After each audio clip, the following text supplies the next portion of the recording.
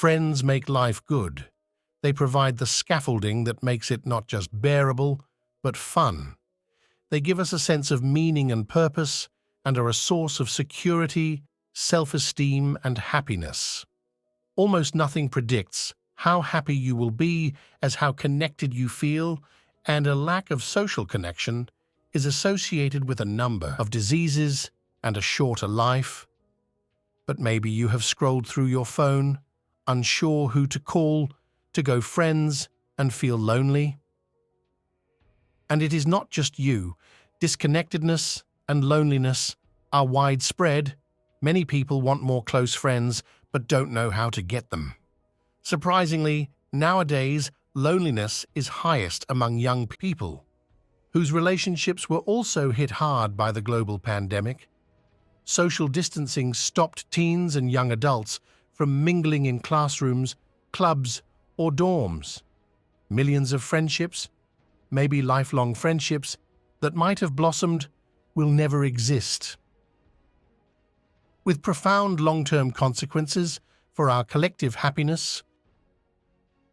The good news is that it is not too late, and there are lots of friends to be found.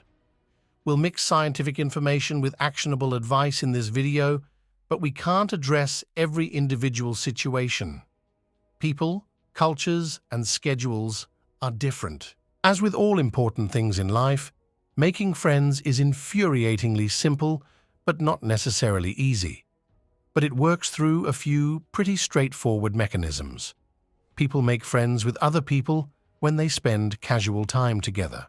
This is how our ancestors formed their relationships, because humans lived in small, close-knit communities in which options for making friends were limited, so we just formed good relationships with the people who were around us. This is why it is so easy to form new friendships in school and university. Society locks you and your peers in a building for several years. You share similar activities, but more importantly, similar schedules. Overlapping and fluctuating social circles form naturally, giving you regular FaceTime and shared experiences with many different people. Time to find others with similar worldviews or senses of humor. Proximity can be more important than similar interests. One study found that in student dormitories, the distance between rooms was the strongest friendship predictor. Living closer together meant a higher chance of becoming friends. Another study showed that being physically present in a class, a lot without saying a word, makes others more sympathetic to you. So the most important principle of making friends is to regularly spend time with people in the real world. But don't forget that making friends is not a numbers game or a competition. Don't compare yourself to others. Everyone has a social calibrator that can change as you go through life. Maybe you were more introverted as a teen, but yearn for connection in your 20s. Maybe you were part of sprawling social circles, but prefer fewer friends in your 30s. There is no right or wrong, only right for you. Why do we not have enough friends? The main reason for a lack of friendships is that people don't value it enough. They don't realize until it is too late that retaining friendships demands regular energy and attention. Although they are so important for happiness, friends often take a back seat to other life decisions.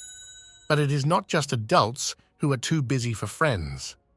The average English teenager spends more time on TikTok every day than socializing at parties, events, or on the phone with friends combined. It's easy to skip out on checking in when a friend goes through exciting or depressing times, and so many friendships fade for lack of attention, often by accident, which is extra tragic because there is never only one person losing a friend. It's always at least two. There are so many reasons as to why you may be losing a connection with the people around you, but the underlying cause is almost always time. There is no shortcut. To make new friends and retain friendships, you have to prioritize relationships, spend time with people in real life, and make them feel that you care. So take a look at yourself and rebalance what you spend your life doing.